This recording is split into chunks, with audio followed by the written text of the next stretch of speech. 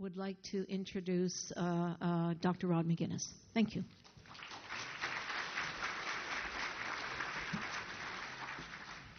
Thanks very much.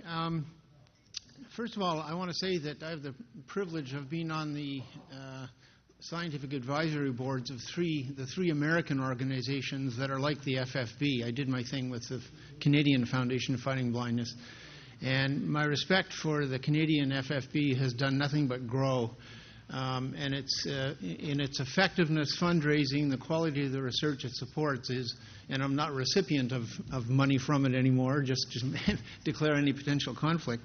It's just as good as anywhere in the world. And we have many leaders, some of whom you've heard about, but one I don't think that was mentioned is on the cover of the program here, who's Robert Malday, who's a dear friend of mine and a wonderful vision scientist, world respected at the University of British Columbia.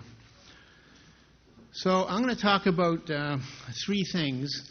The thing I'm going to talk the least about is cell transplantation treatments, because that's going to be discussed this afternoon to some extent.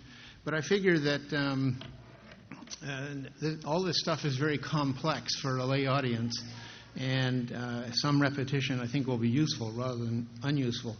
So Elise mentioned that there are many genetic causes of retinal degeneration. And so what's the background here? Well, we have each of us has about 22,000 genes that are required to make us what we are. They all don't work in every cell. So the genes that are working in a liver to make a liver are obviously different for the most part from the genes that are in a retina or photoreceptors, the light-sensing cells in the eye, to allow you to see.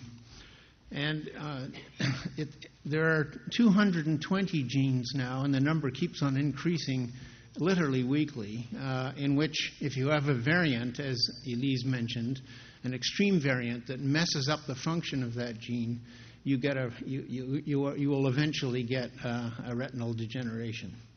And so this is, first of all, this is a problem, because if you take another disease, inherited disease you may have heard about, let's say cystic fibrosis. Okay, this is a disease that affects lungs in childhood, and patients have had a hard time. But I'm going to describe some wonderful treatments that have helped that disease and have implications for retinal degenerations. But so in that disease, cystic fibrosis, there's one gene that's affected that causes the disease. Okay, one in 2,000 people are affected with this disorder in white populations. In contrast, we have 220 genes in which abnormalities can lead to retinal degeneration. So this difference highlights one problem right away with treating these diseases. To treat you, even if a treatment was available now for every one of these 220 genes, we'd have to know which gene you have a variant in, an extreme variant. And so one of the things the Foundation supports and the other agencies around the world are finally realizing is the importance of collecting patients and the DNA from them. And I want to emphasize this importance to you. Make sure that if Elise and her colleagues ask for it, that you give them your DNA, so that when the simple screening tests to find the mutations are in place, and they're coming very quickly, when those are in place, then the particular abnormality variant that you have or your family members, of course I don't know why you're all here, but you have a vested interest in this, the particular abnormality can be found.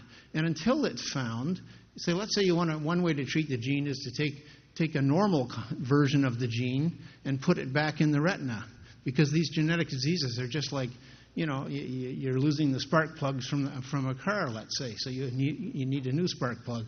And so gene therapy, in concept, is very simple. It's putting a normal version of a gene, which in you or the family member that's involved happens to be abnormal. So that's what has to be done. Now, of course, in real life, it's turned out to be much more complicated. But I would encourage you to encourage the Foundation and the Government of Canada, and there's many organizations that Sharon Call can tell you about, that need to put pressure on the government for supporting research of this type. It can't all be done by charitable organizations like the Foundation. I want to emphasize it's important for you to contribute to this effort by giving your DNA, and it's only the gene that's involved in the disease that you have that's going to be of interest here, nothing else. So trying to find if there's 220 genes, a lot of analysis in the laboratory has to be done on the DNA of any one affected individual. But it's reached the point now that DNA machines, which look at the DNA of a person, can now look at all the genes in a person, all 22,000 of them, in one day for a cost of $1,000. Okay, no, the machine costs millions. But the feedback of this, the results that it's becoming much, much cheaper to make these genetic diagnoses. And so since you don't know what gene to try to put back in the patient's eye, if you've shown you can do that in animals, unless you know what gene you want to put back through DNA sequencing, then you're not going to get potentially maybe missing out on a major treatment.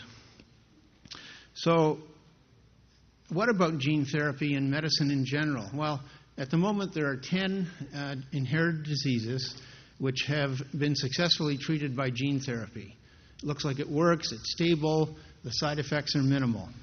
This is pretty remarkable. The most of them are diseases that affect the bone marrow, because you can take a bone marrow out of a person, fix it in a dish, put the normal gene back in, and then put it back in the patient. Okay, we can't do that with the retina, but this is one of the reasons that it's possible there. So there's an increasing number of diseases, and they'll slowly increase in number over the next decade, that can be treated successfully by gene therapy. And so naturally, vision scientists have been working hard at this over the past 15 years. The most famous gene which has been studied for gene therapy you may have heard about from information from the Foundation, called RPE65, okay, just the 65 gene.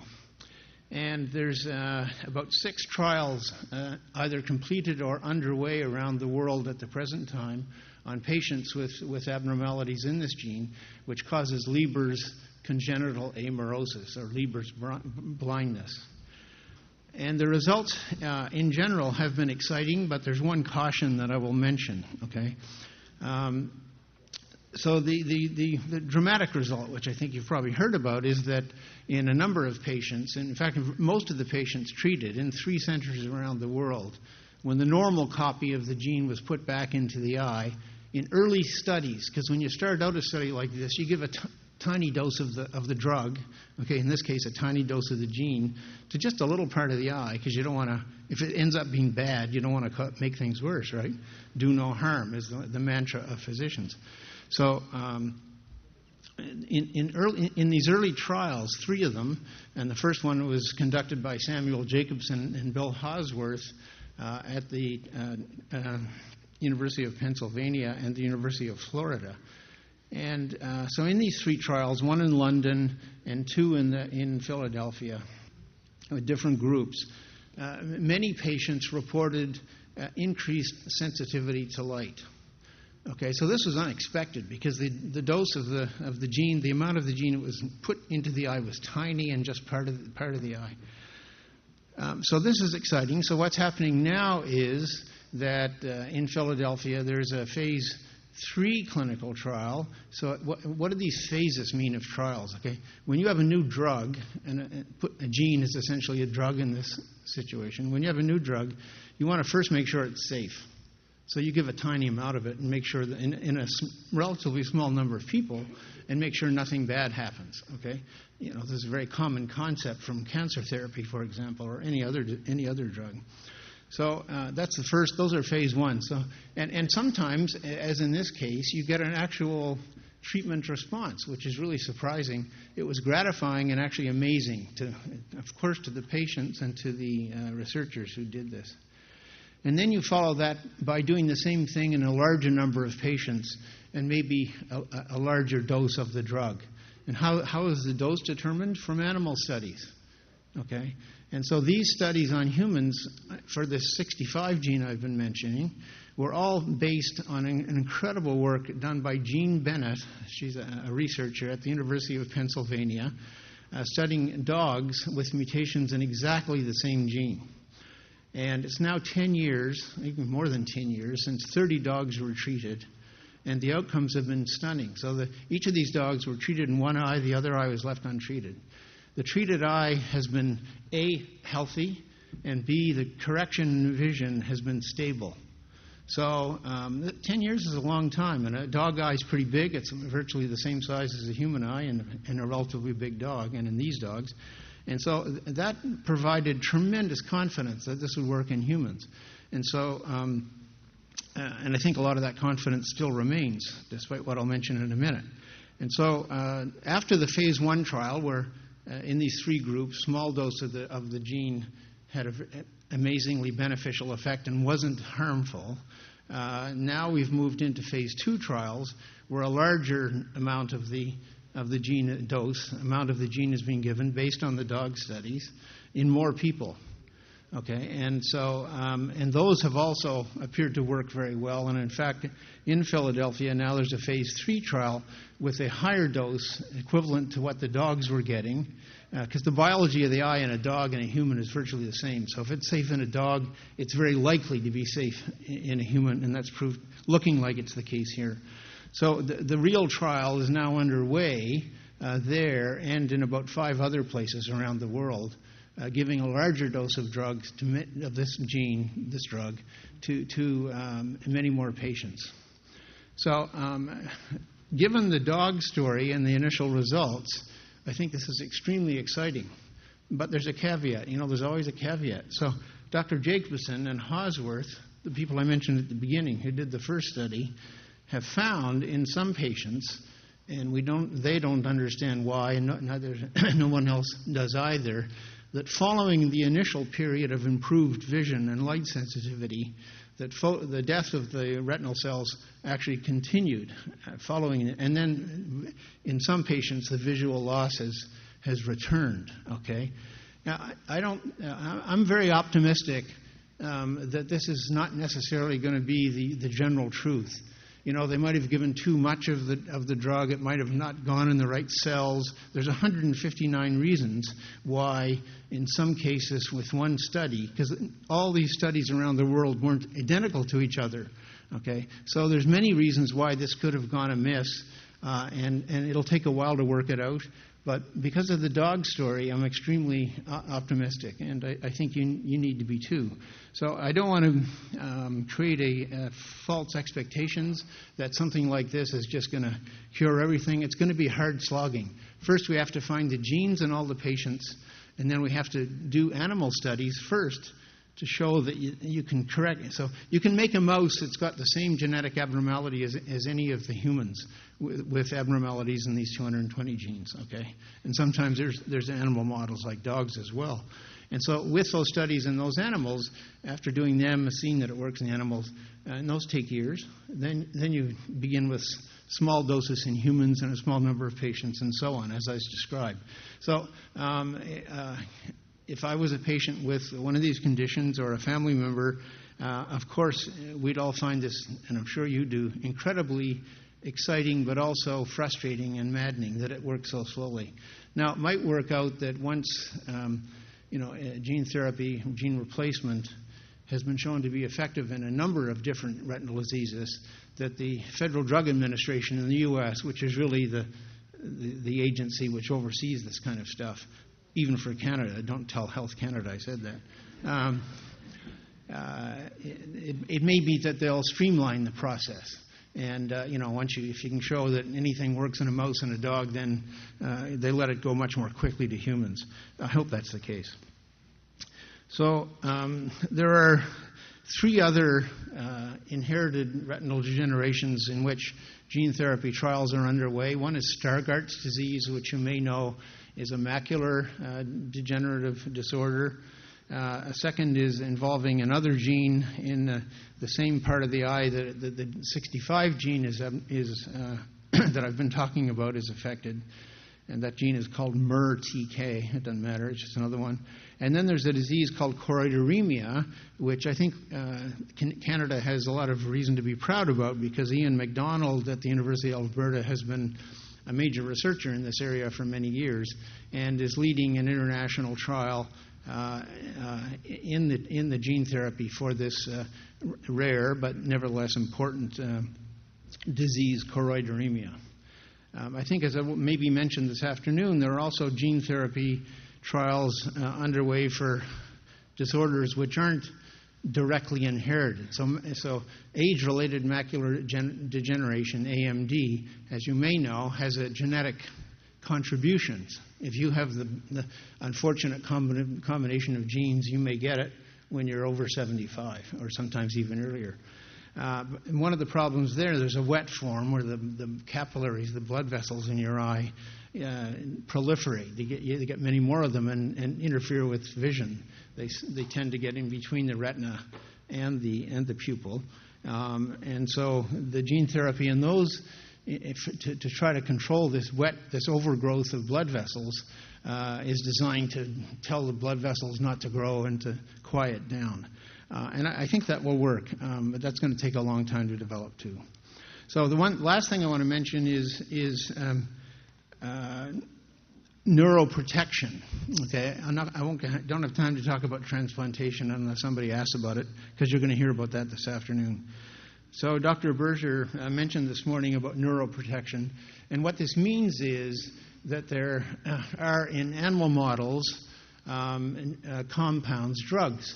Just small things that you can give to slow down or actually stop dead the progression of a neurological disease.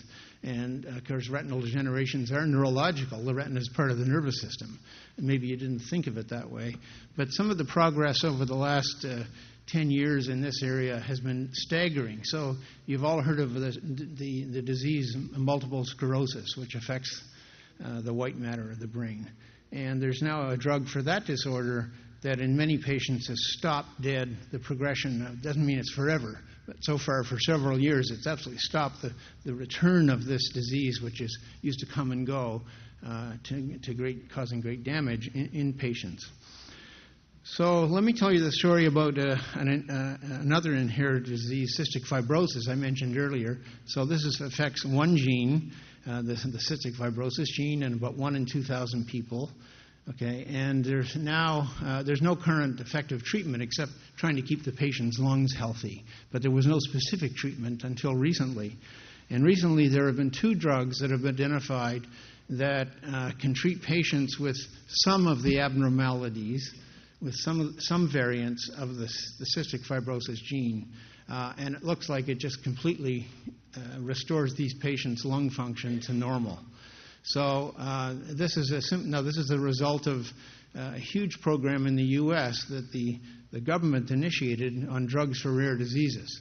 And so this is wonderful that the results like this are being obtained. The bad side of this coin is these drugs are expensive as hell. Okay, hundreds of thousands of dollars a year until the patent expires. Now, they're going to shoot themselves in the foot because the conditions are rare to begin with. And so some mechanism is going to evolve, I am sure, for bringing the cost down to some reasonable level so that the patients who need these drugs can be treated. And I am sure that molecules that slow down retinal degeneration, no matter what the gene is, are going to be discovered. And in fact, in our laboratory, we've, in animal studies, identified one gene which normally becomes very active in a patient in the retina when the patient has retinal degeneration. And we put more of it back in the retina of mouse animals and slowed down the degeneration. Now, whether you can actually do that with people successfully is another story, but I think you get the idea. So therapies like this, these neuroprotective things that will help any retinal degeneration, are called general therapies. And they're tremendously needed. Until you get the specific gene diagnosed or until the gene therapy trial, so let's say the gene that affects you has been identified, but the gene therapy hasn't been explored yet in mice or dogs or so on, showing that it's safe and is effective. In the meantime, you want to slow down the degeneration. And so the kind of drugs I'm talking about are absolutely going to come. I can promise you. What I don't know and what nobody knows is whether this is going to take 3 years or 10 or more. Okay? This is research. If we knew, it wouldn't be research. We'd be working with a drug company to produce the drug. So I'd be happy to. I'm getting waved at. I'm happy to take questions. I was just wondering if the effects, because cell phones and computers are really common now, so I was just wondering if the radiation from them can affect retinal degeneration. So I'll say, first of all, I'm not an ophthalmologist. I'm a geneticist. I used to see patients with children with genetic diseases, but not eye ones. But I think I can answer that question confidently, which is no effect. There's no evidence at all that would be harmful. Okay, and so I mean, nobody could say absolutely it's not harmful at all. But I'd say the odds are infinitesimally small that they're detrimental in any way. Hi, my name is Jim Hamilton. Hi. I have autosomal recessive RP, and I'm just using myself as an example, but I'd like you to step off from that after you've answered my specific example. Are there particular researchers now that are looking for people, say in my situation, and I won't go into detail, but are there some therapies that I could get involved in as a, what do they call them now? Subject? Yeah. So specific to that particular eye condition and to other of the retinal dystrophies.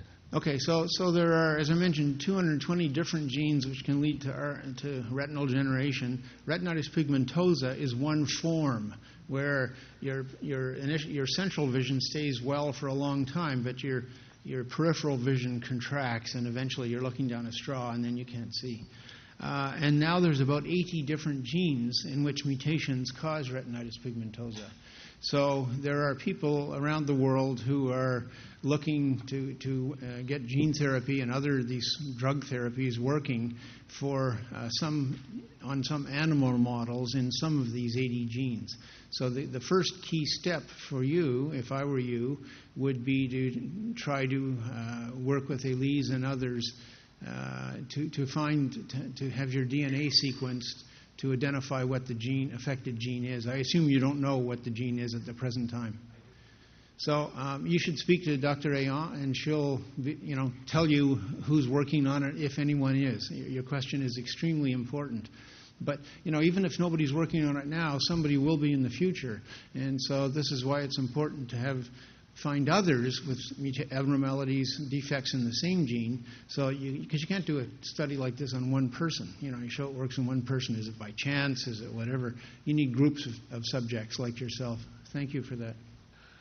Doctor, you've mentioned about gene therapy, specifically about Stargardt disease. Can you please give us a bit more specific information about this kind of research? Yeah. So, first of all, your question reminds me to say something I should have at the beginning.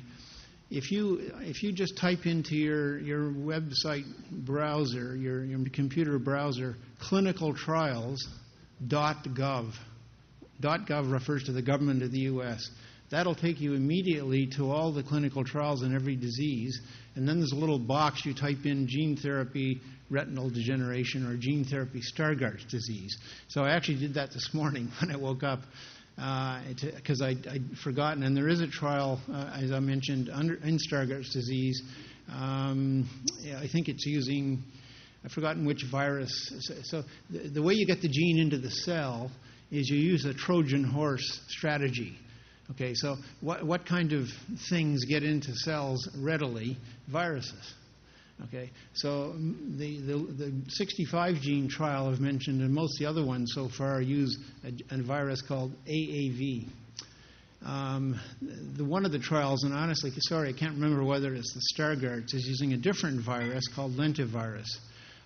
These are safe. It's been shown in many systems. The question is whether that's going to work. The trial has just begun. Whether you can still register to participate in that trial, you will find by going to clinicaltrials.gov. So this website's fantastic because it tells you what the trial's about, who to contact if you want to participate, and it identifies inclusion and exclusion criteria. So it's a fantastic, simple creation. Hi, just leading on to that, I don't know if people know about Retinal.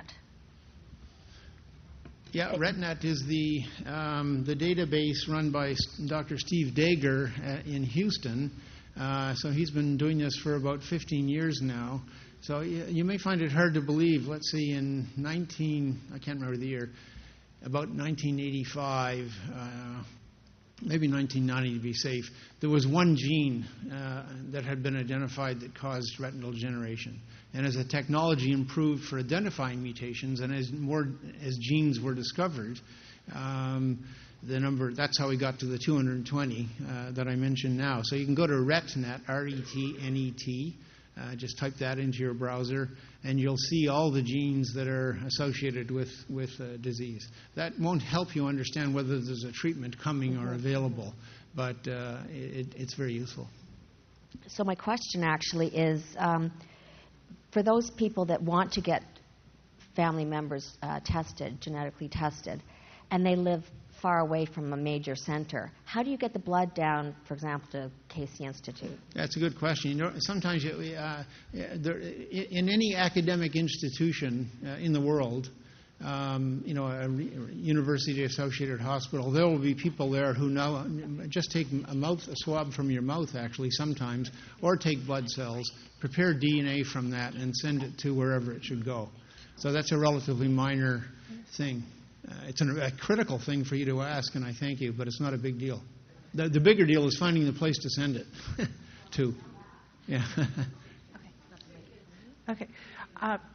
So with those gene therapies that have already happened, have the people gotten back to what's quote-unquote normal sight, or have they just kind of increased so that way they are closer to being, less legally blind?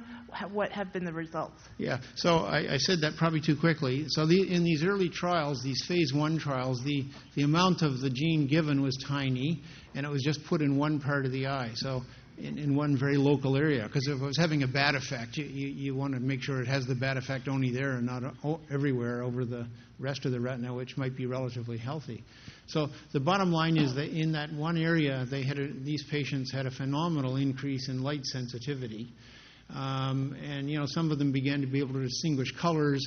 And there's a famous anecdote of one woman who was sitting in her car and hadn't seen for decades or years, I don't know the time, the clock in the car. And suddenly, after this treatment, one day she noticed, my God, I can see that. So that's a tiny improvement.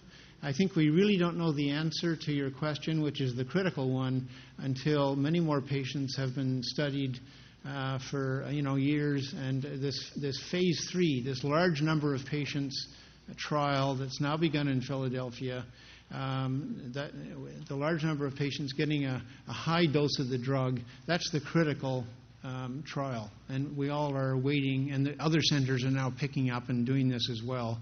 So that's what we're waiting to see. I wish I could I wish it was simpler and better, but these things have to proceed slowly. You don't want to damage the remaining vision in somebody's eye when it's already low. Yes. Hi, my daughter has a eye condition for which they've isolated the variant or the gene that has the variant in it.